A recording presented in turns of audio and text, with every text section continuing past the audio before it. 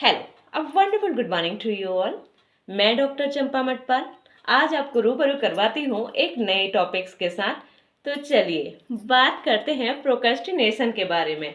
अब सबसे पहले ये जानना जरूरी है कि आफ्टर ऑल हम प्रोक्रेस्टिनेशन के बारे में बात क्यों करें। रिसर्च ये बताती है कि आज इंडिया के अंदर यानी कि हम अपनी कंट्री के अंदर 57% महिलाएं और 42% मेल पर्सन्स प्रोक्रेस्टिनेशन का शिकार हैं। आप इस रिसर्च को जानने से पहले आपको ये जानना ज़रूरी है कि आफ्टर ऑल प्रोक्रेस्टिनेशन क्या होता है। प्रोक्रेस्टिनेशन एक कॉमन हैबिट है जो आप हर एज ग्रुप के लोगों में देखेंगे। प्रोक्रेस्टिनेशन का सीधा मतलब होता है जब आप अपने काम को डिले करते हैं या अपने काम को पोस्टपोन करते हैं। और कब तक आप उस काम को नहीं करते? जब तक कि आपके सामने उसकी कोई डेडलाइंस नहीं आ जाती, यानी कि जब तक आपका स्ट्रेस लेवल एक 100% ऑफ लेवल तक पहुंच नहीं पाता। यानी कि स्ट्रेस लेवल बहुत ज़्यादा जब हमारा बढ़ जाता है और हमारे सामने एक डेडलाइन आती है कि अब हमें इस काम को पूरा करना ही है, तो तब हम उस काम को करते हैं। अब सबसे पहले जानते हैं कि आफ्टर ऑल आज के समय पर हम लोग इतना प्रोक्रेस्टिनेट हो क्यों रहे हैं। आफ्टर ऑल हमारे अंदर इतना काम को टालने की हैबिट्स कहाँ से आ गई? क्योंकि बहुत सारे पॉइंट्स होते हैं। इसमें पहला पॉइंट्स आप देख सकते हैं कि फियर ऑफ फेलर। जी हाँ, आज हर एक को असफल होने से डर लगता है।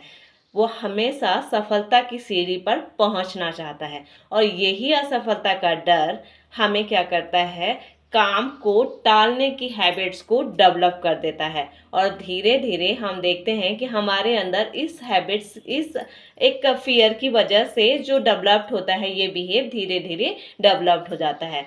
सेकंड थिंग्स होती है हमारा परफेक्शनिज्म, यानी कि आज हर किसी की चाहत होती है कि वो अपने काम को एकदम परफेक्शन ऑफ लेवल पर करे। यानी कि सब लोगों को उसका काम पसंद आना चाहिए, सबको काफ़ी अच्छा लगना चाहिए। तो एक मेंटेलिटी हमारी हो जाती है, एक माइंडसेट हमारा हो जाता है और इस माइंडसेट की वजह से एक परफेक्शन करने के, एक अच्छा करने की चाह में हम काम को डिले करते रहते हैं।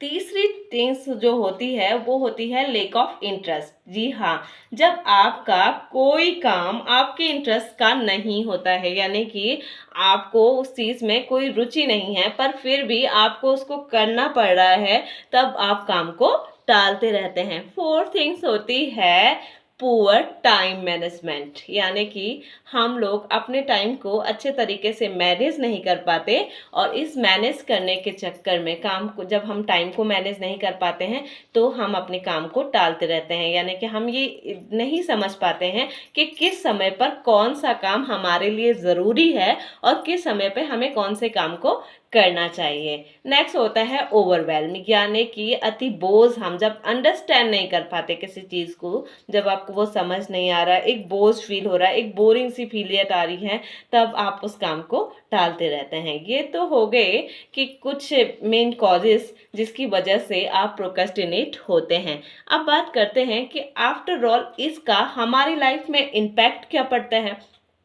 इम्पैक्ट की अगर हम बात करें तो इंक्रीज स्ट्रेस लेवल। जी हाँ, जब हम अपने काम को टालते रहते हैं तब हमारा स्ट्रेस लेवल बढ़ते जाता है।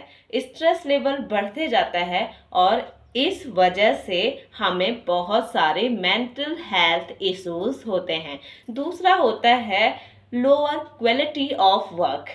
जब आप काम के लिए एक निश्चित समय सीमा निर्धारित नहीं कर पाते हैं और जल्दबाजी में आपको उस काम को करना पड़ता है, तब उस काम की क्वालिटी क्या होती है, लो हो जाती है। यानी कि जिस लेवल का वर्क आप करना चाहते हैं उस लेवल का वर्क आप नहीं कर पाते, क्योंकि अब हमारे सामने डेडलाइंस है और हमें वो पूरा करना ही है। तो अब क्या होता है कि डू एंड डाई की कंडीशंस हो जाती है और हम उसे किसी भी कंडीशंस पे करते हैं। थर्ड थिंग्स जो होती है वो होती है आपके रेपुटेशंस पर सवाल उठने शुरू हो जाते हैं। जी हाँ, आप एक अच्छी रेपुटेशंस के रखते हैं, आपका एक सोशलाइजेशन काफ़ी अच्छा है, लेकिन आप अगर अच्छा काम करके एक समय पर काम करके आप नहीं दे रहे हैं, प्रोक्रेस्टिनेशन की हैबिट आपके अंदर डेवलप्स हो गई है, टालने की आदत आपके अंदर डेवलप्स हो गई है, तो उसकी वजह से क्या होता है कि आपका जो एक सोशल रेपुटेशंस हो जाती है वो धीरे धीरे क्या हो जाती है, कम होनी शुरू हो जाती है। तो ये तो हमने जान लिया कि कौन कौन से कॉजेस होते हैं और क्या क्या इफेक्ट हमारे अंदर पड़ता है। अब हम बात करते हैं कि ऐसी कौन सी रणनीतियां हैं जिन्हें अपना कर आप प्रोक्रेस्टिनेशन बिहेव से बाहर आ सकते हैं। तो पहला जो होता है वो होता है break your task into smaller step. यानी कि आपको क्या करना है कि जो भी आपका जो काम होता है, अगर आप उसे एक स्मॉलर पार्ट्स के अंदर बांट दें, छोटे छोटे पार्ट्स के अंदर आप बांट दें और एक पार्ट्स को एक बार में करें, तो आप देखेंगे कि धीरे धीरे करके वो कंप्लीट हो जाता है। सेकेंड थिंग्स जो होता है वो होता है क्लियर गोल्स एंड डेडलाइंस। जी हाँ, अगर आपके गोल्स क्लियर हैं और आपने खुद को एक डेडलाइंस दे रखी है, तो आपको किसी दूसरे की ज़रूरत नहीं होगी। आप खुद ही उस डेडलाइंस के अंदर और एक क्लियर गोल्स के अंदर आप उसे कंप्लीट कर पाएंगे। तीसरी चीज़ होती है एलिमिनेट डिस्ट्रैक्शंस। यानी कि आपको अपने डिस्ट्रैक्शंस को खुद ही हटाना होगा। आइडेंटिफाई कीजिए कि कौन सी ऐसी चीज़ है जो आपको वो करने से रोक रही है, आपको आपका काम करने से रोक रही है। आप खुद इस चीज़ का पता लगा सकते हैं। अगर आप थोड़ी सी एक इमोशनली आप लोग स्ट्रांग हैं, आपका इमोशनल लेवल स्ट्रांग है, तब आप आसानी से सोच पाएंगे कि ऐसी कौन सी चीज़ें हैं जिससे आप क्या कर रहे हैं, डिस्ट्रैक्ट हो रहे हैं और आप चाहते हैं कि मुझे इस डिस्ट्रैक्शंस को हटाना है। तो आप देखेंगे कि खुद ब खुद आप उस डिस्ट्रैक्शंस को हटा पाएंगे। फोर्थ थिंग्स जो होती है वो होता है कि एक पॉजिटिव एटमॉस्फेयर क्रिएट करना। जी हाँ, आप जिस भी काम को कर रहे हो उस काम के लिए अगर आप एक पॉजिटिव एटमॉस्फेयर क्रिएट करते हैं, अपने विचारों को सकारात्मक रखते हैं उसके लिए और दूसरों को भी एक पॉजिटिविटी देते हैं, तो आप देखेंगे कि आपके अंदर जो प्रोक्रेस्टिनेशन का बिहेव है वो अपने आप धीरे धीरे कम हो जाएगा। ये तो बात हो गई कि जनरल स्ट्रैटेजीज की जो आप अडॉप्ट कर सकते हो। कुछ प्रैक्टिकल स्ट्रैटेजीज भी होती हैं जिसको आप कर सकते हो, जिसमें पहला होता है प्रोमोडोरो टेक्निक्स। प्रोमोडोरो टेक्निक्स होती है कि जब आप किसी काम को एक लंबे अवधि तक करने के बाद एक स्मॉल ब्रेक ले सकते हैं। यानी कि अगर आप किसी काम को कर रहे हैं तो आप उसे 25 या 30 मिनट्स आप कीजिए, आफ्टर देन आप 5 मिनट्स का ब्रेक लीजिए। ये चीज़ आपको 4 टाइम्स रिपीट करनी है। आप अगर इस तकनीक्स को अडॉप्ट करेंगे तब आप देखेंगे कि आप काफ़ी हद तक अपने प्रोक्रेस्टिनेशन बिहेव से आज़ादी पा रहे हो। दूसरा होता है डू टू लिस्ट। जी हाँ, आपको अपने इम्पोर्टेंट कामों की एक लिस्ट बनानी होगी और जब आप लिस्ट बनाएंगे तो आप देखेंगे कि लिखी हुई चीज़ों पर जब आपकी नज़र पड़ती है तब आपको एक रिमाइंडर मिलता है, जिस रिमाइंडर से आपको ये पता चलता है कि अब आपको उस काम को करना ही है। प्रोक्रेस्टिनेशन एक बिहेव है, इसे हटाया जा सकता है। ज़रूरत है एक अच्छे व्यवहार की, अच्छे अभ्यास की।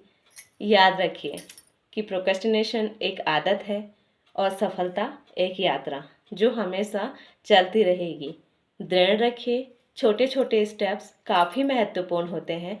विश्वास रखिए, आगे बढ़िए और फिर देखिए कि किस तरीके से बंधन अपने आप टूट जाते हैं और आप आगे बढ़ते हैं। अगर आपको इस टॉपिक्स के रिलेटेड और कोई जानकारी चाहिए तो आप कमेंट बॉक्स में लिखिए, जिससे इसके साइकोलॉजिकल इफ़ेक्ट क्या क्या होते हैं, इमोशनल इफ़ेक्ट क्या क्या होते हैं, सोशल इफ़ेक्ट क्या क्या हो सकते हैं, हम इस पर अभी डिस्कस करेंगे अपने नेक्स्ट वीडियो के अंदर। पर तभी करेंगे जब आप लोग इस टॉपिक को आगे सुनना चाहेंगे। जिन लोगों को टॉपिक पसंद आए please like share and subscribe. Thank you for watching my video. Okay.